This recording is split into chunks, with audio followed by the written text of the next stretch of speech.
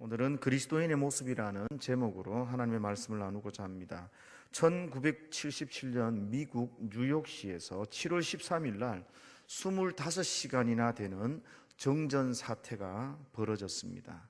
그때 뉴욕은 세계의 중심 도시 가운데 하나임에도 불구하고 아주 쑥대밭이 되어져 버립니다. 2,000여 개의 점포에 약탈이 일어나고요, 약 1,000억 원 정도의 피해가 일어났다고 합니다. 그리고 3,800여 명 정도의 폭도들이 있었고, 이 폭도들을 진압하는 가운데 150명 정도의 경찰이 부상을 당하게 됩니다.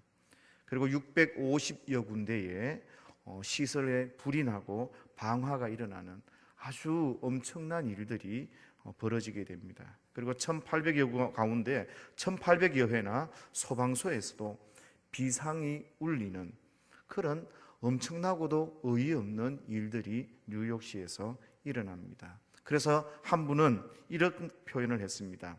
밝을 때는 의젓한 신사숙녀가 어두울 때는 악마로 변했습니다. 어둠이 찾아왔을 때 그들은 자기 자신의 본성을 따라서, 자기 생각을 따라서, 감정에 따라서 또 사람들에게 휩쓸리면서 아주 못됐고 나쁜 그런 일들을 했습니다. 그리스도인들도 때로는 이런 정전과 같은 어두움의 시기가 찾아올 때가 간혹 있습니다. 그때에 내가 참 그리스도인인가, 아니면 나는 무늬만 그리스도인인가, 그가 정말 그 정전과 같은 그 시간 가운데서 하나님의 말씀을 따라서 그렇게 믿음으로 산다면 그는 참 그리스도인일 것이고, 그가 그 본성을 따라서 하나님의 말씀을 무시한 채로 그렇게 행동하고 미친 듯이 행동한다면 그는 가짜 그리스도인일 겁니다. 그런데 놀라운 것은 세상은 크리스찬들을 주목하며 살아가는 모습을 봅니다.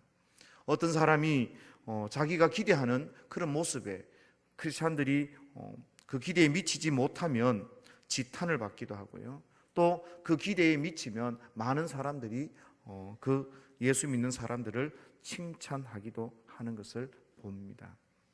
그래서 저와 여러분들은 어떤 삶의 모습으로 하나님 앞에 또 이 세상 가운데 나와 있는지 한번 우리 자신을 돌아보았으면 합니다. 오늘 골로새서를 지은 바울은 참으로 잔인한 사람 가운데 하나였습니다. 예수를 믿는다는 그 이유 때문에 사람을 잡아 가두고 죽이는 일을 했습니다. 그러나 이 바울이 다메섹 도상에서 예수 그리스도를 만나고 난 뒤에 변했습니다. 그의 생각이 변했고, 그의 가치관이 변했고, 그의 삶이 변했습니다. 그래서 그는 오늘 10절 말씀에 새 사람을 입었으니 이는 자기를 창조하신 이의 형상을 따라 지식에까지 새롭게 하심을 입은 자니라 라고 말씀을 하면서 그리스도를 통하여서 모든 크리스찬들이 새 사람을 입어야 한다라고 말하고 있습니다. 그 말은 과거의 모든 문제, 자기의 습관, 자기의 생각들을 모두 문제되는 것을 벗어버리고 이제 예수 안에서 새로운 모습으로 살아가야 한다는 것을 이야기합니다. 참된 그리스도인의 모습, 그 모습을 입어야 진정한 그리스도인이라는 겁니다. 오늘 이 골로새서의 배경은, 원래는 이 골로새 교회를 바울은 개척하지를 않았습니다. 에바브라라고 하는 사람이 개척을 했는데, 어떻게 개척이 되어졌는가 하면 3차 전도 여행 때 바울을 만나고 이 에바브라가 회심을 하고 고향으로 돌아가게 됩니다. 거기서 교회를 세웠죠. 그래서 가정교회에 가깝습니다. 지금 터키의 서남쪽에 있는 이 골로새 지방에 조그마한 교회를 세워서 그들이 복음을 통해서 기뻐하고 즐거워하고 너무나 예수 믿는 사람답게 살아가는 것이 감사하고 행복했습니다. 그런데 교회가 성장할 때쯤 되면 시험이 찾아오기 마련입니다. 그 첫 번째 시험이 어떤 것이었는가 하면 바로 이 교회에 잘못된 사상이, 이단들이 침투한 것입니다. 그 첫 번째는 유대교적 율법주의입니다.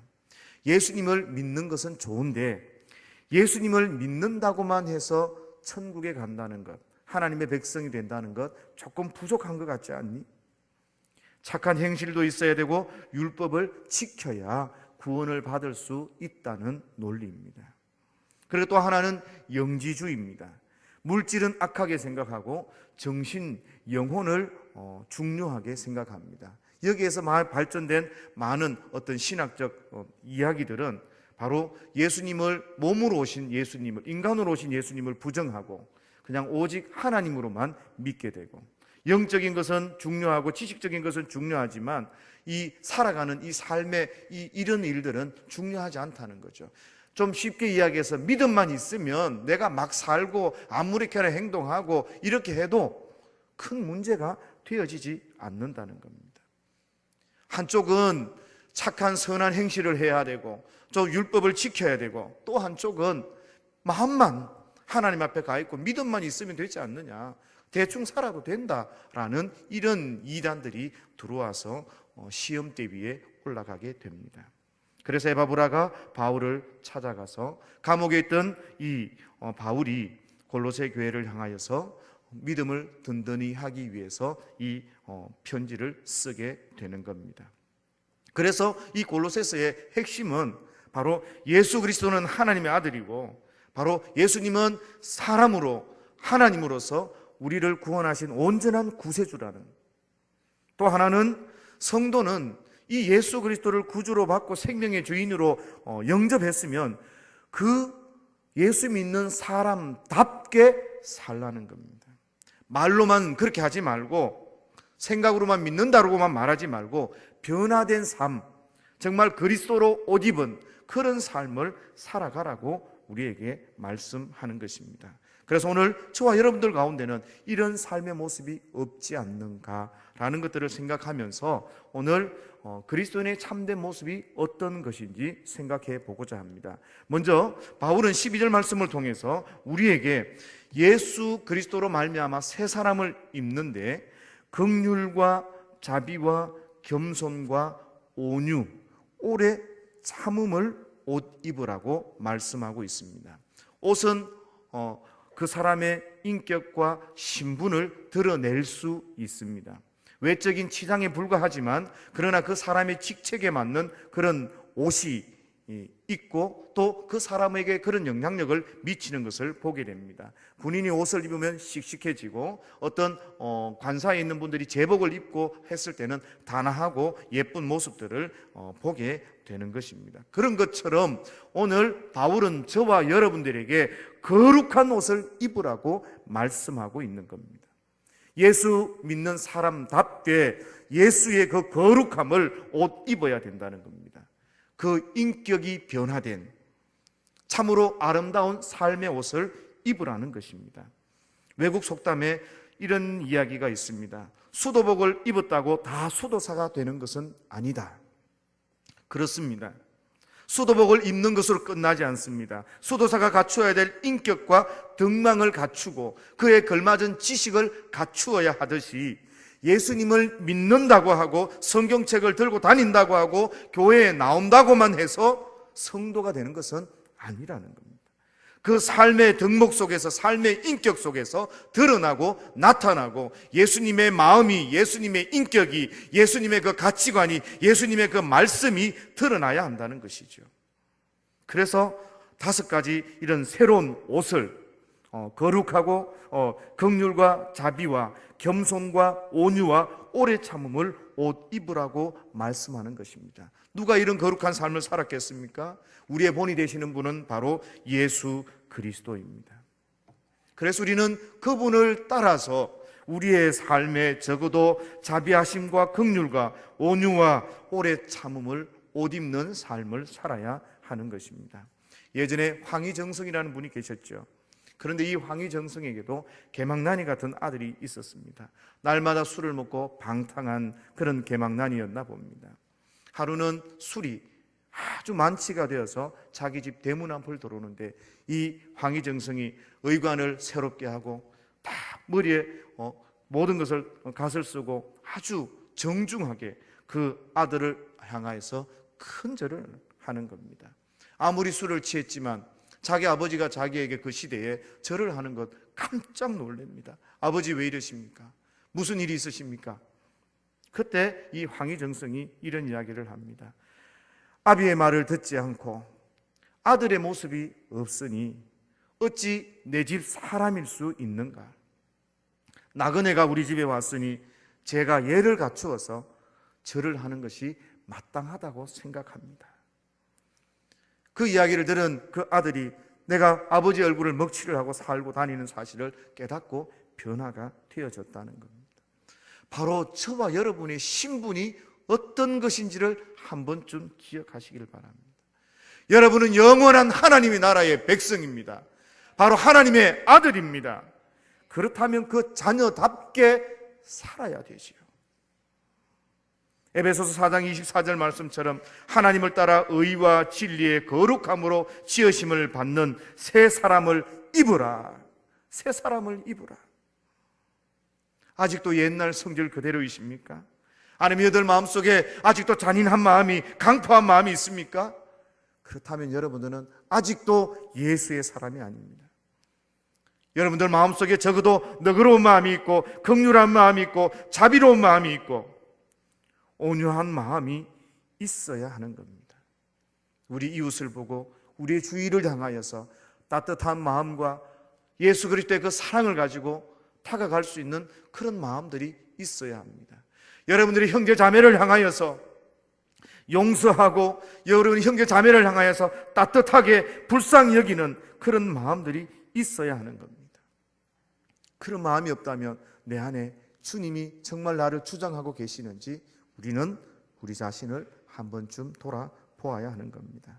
그리고 두 번째로 바울이 그리스도인이 옷 입어야 할 것은 13절 14절 말씀에 용서와 사랑의 모습으로 옷 입으라고 우리에게 말씀합니다. 용서에 사랑을 더하라고요. 용서한다는 것은 나에게 몹쓸 짓을 하고 나에게 상처 준 사람, 그 사람 용서하는 것 쉽지 않습니다. 나에게 손해를 끼친 사람에게 용서한다는 것 어렵습니다. 분이 쌓이고 여기에 뭔가가 맺혀 있는데 그거 참 어렵죠. 그런데도 하나님은 우리에게 용서하라고 합니다. 그래서 서양 사람들은 용서하는 방법들에 대해서 이런 이야기들을 합니다. 당신이 만약에 용서할 일이 있으면 용서했으면 잊어먹어라. 괜히 그 용서했는 것까지도 기억해서 막 고민하지 말고 용서했으면 기억해서 지워라. 그렇게 이야기를 합니다. 또 이스라엘 백성 같은 경우는 용서는 하되 잊지는 말라. 그렇게 이야기합니다. 다시는 그런 일을 당하지 않아야 되기 때문에 잊지 말라 그러죠. 그런데 오늘 성경은 이것을 뛰어넘어서 이야기합니다. 용서하는 것을 뛰어넘어서 오히려 그 사람들을 사랑하라고 이야기하죠.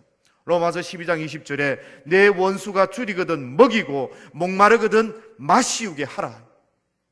우리 생각에는 원수가 잘못되고 막 망하고 하면 옳지 그래 잘됐다.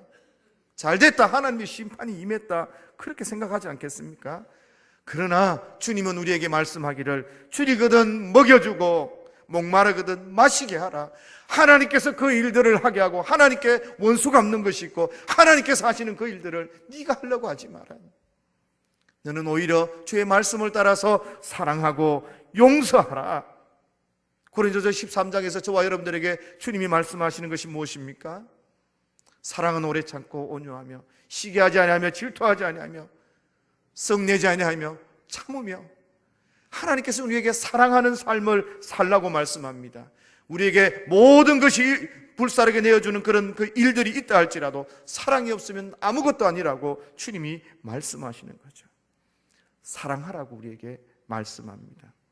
사랑은 모든 것의 끝입니다. 오늘 사랑으로 이 모든 것 위에 사랑을 더하라. 이는 온전하게 매는 띠다. 그렇게 이야기합니다. 옛날 옷이 어떤 것이었겠습니까? 통짜로 입는 옷이든 아니면 우리 외투를 한번 생각해 보십시오. 외투를 했으면 이 띠를 딱 매야 매무새가 딱 모양이 되어지는 겁니다. 그런 것처럼 우리의 삶 가운데서 많은 용서가 있고 하는 이 모든 일들 가운데서 사랑으로 끝을 내야 하는 것이죠. 형제에게 무난하고 나를 잘해주는 사람에게 잘해주고 부모님에게 잘해주고 친척에게 잘해주고, 그건 누구나 다 할 수 있다는 겁니다. 그것 말고 나이가 좀 불이익을 당하더라도, 나에게 좀 상처를 줬다 하더라도 내가 예수의 이름으로 그를 용서하고 사랑하는 그런 모습이 진정한 그리스도인의 모습이라는 겁니다. 여러분, 남아프리카 공화국을 잘 아실 겁니다. 이 남아프리카 공화국은 인종차별로 유명합니다. 지금도 백인 마을이 있고 흑인 마을이 있다고 합니다. 그런데 흑인 교회에서 특별한 고난주간 행사를 시작하기로 했습니다. 그것은 자기가 사랑하고 자기가 감사하는 사람들 발을 씻기는 예식을 하겠다는 그런 계획을 세웠습니다. 그래서 여러 군데 광고를 하고 소문이 났습니다. 그런데 이 흑인 교회에 백인 판사 한 분이 발을 씻는 예식에 참여하고 싶다고 신청을 하는데, 이분의 이름이 올리버입니다. 그런데 놀라운 것은 이 올리버는 대법원장에 내정되어 있던 사람입니다. 그래서 참 대단한 일이다 생각해서 목사님이 누구의 발을 씻기려고 합니까? 물었을 때 자기의 여종인 마르다 포트빈의 발을 씻기고 싶다고 이야기했습니다. 그러면서 그 예식에 참여해서 그 흑인 여종의 발을 씻기면서 연신 이야기를 합니다. 고맙다, 고맙다.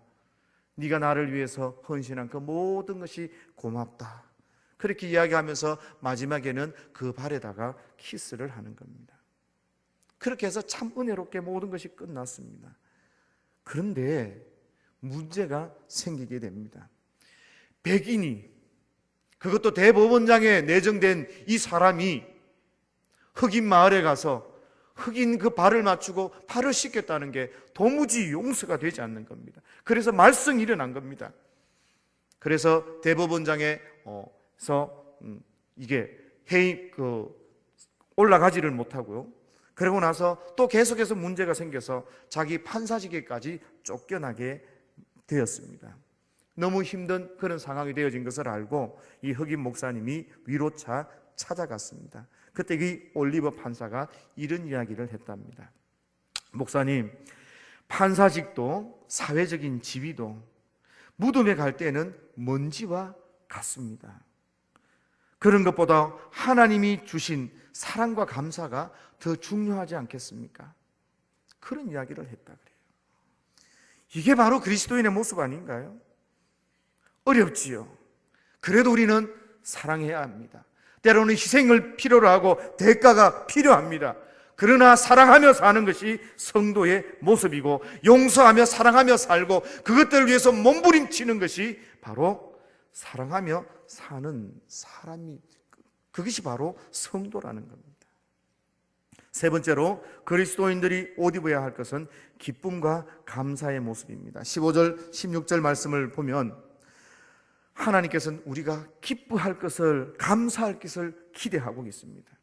항상 기뻐하라, 쉬지 말고 기도하라, 범사에 감사하라. 이것이 그리스도 예수 안에서 하나님을 향한, 너희를 향한 하나님의 뜻이라고 말씀하는 겁니다. 우리는 기뻐하고 감사하면서 그렇게 이 땅 가운데 서야 합니다. 마틴 루터가 신자와 비신자를 구별하는 방법 가운데 기쁨과 감사가 있으면 신자요, 기쁨과 감사가 없고 불평과 원망이 있으면 그는 불신자라 그랬습니다. 불평과 원망이 많으면 그리스도인이라고 부르기가 어렵습니다. 왜냐고요? 그에게 영생의 소망이 있는지, 하늘에 그 기쁨이 있는지, 정말 그리스도가 그와 함께 하는지 점검해 봐야 되기 때문에 그렇습니다.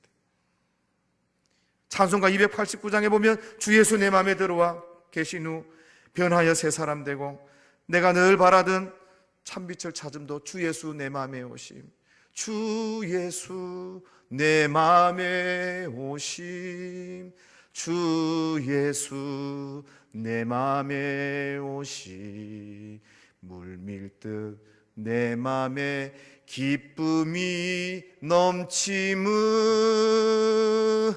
주 예수 내 마음에 오시. 예수님이 함께 계십니다. 예수님이 함께 계시면 기쁨이 넘치는 줄 믿습니다. 생각지도 못한 고난이 우리 속에 있을 수 있어요. 감사하기에 너무 힘든 상황이 우리 가운데 있을 수 있습니다. 그러나 하나님의 섭리를 믿으면, 하나님이 나와 함께 하심을 믿으면 감사할 수 있습니다. 안 되는 것 같고, 때로는 실패한 것 같고, 때로는 내가 주저한 것 같고, 모든 것이 끝난 것 같지만, 그러나 선하신 하나님, 우리의 기도를 들으시는 하나님, 살아계시는 그 하나님이 나와 함께 하시면 되는 줄 믿습니다. 너무 낙심하지 마십시오. 하나님이 도우시고 너무 주저앉고 불평하고 원망하지 마십시오. 하나님이 살아계십니다. 그 하나님을 바라보면서 감사할 수 있기를 주의 이름으로 축원합니다. 우리는 늘 감사해야 되는 거예요. 어떻게 하면 감사할 수 있는지 아십니까? 당연한 것을 당연하게 생각하지 마시기를 바라요. 여러분들이 가지고 있는 그 당연함이 정말 감사한 것들입니다. 어떤 분이 병원에 갔는데 아야 하면서 하나님 아버지 감사합니다 그러더래요. 그 왜 그래 감사하노? 내가 아픔을 느끼는 것, 내가 살아있어서 느끼는 거 아니가? 그러니까 감사한다. 헬렌 켈러 같은 사람은 어떤 사람입니까? 삼중고를 겪었죠. 듣지도 보지도 말하는 것도 힘들고 어려웠습니다. 물 하나라는 단어를 익히기 위해도 30분, 40분, 맨날 며칠이 걸려야만, 그래야만 물이라는 단어를 하나 익힐 수 있는 사람이었습니다. 그런데 여러분 자신을 한번 돌아보십시오. 여러분 말할 수 있고 들을 수 있고 남들이 말하면 이해할 수 있고요. 얼마나 하나님 앞에 감사할 수 있습니까? 여러분 사랑부에 한번 와보셔요. 사랑부에서 이제 추수감사주일 때 특송을 이렇게 하게 되는데요. 이 특송하는 사랑부 친구들은 3개월, 4개월을 연습해야 그 짧은 거 하나를 마스터를 하는 거예요. 그런데 해놓고 나서 조금만 안 하면 또 잊어먹어요. 내가 예수님을 믿음으로 고백하는 것도 어려워요.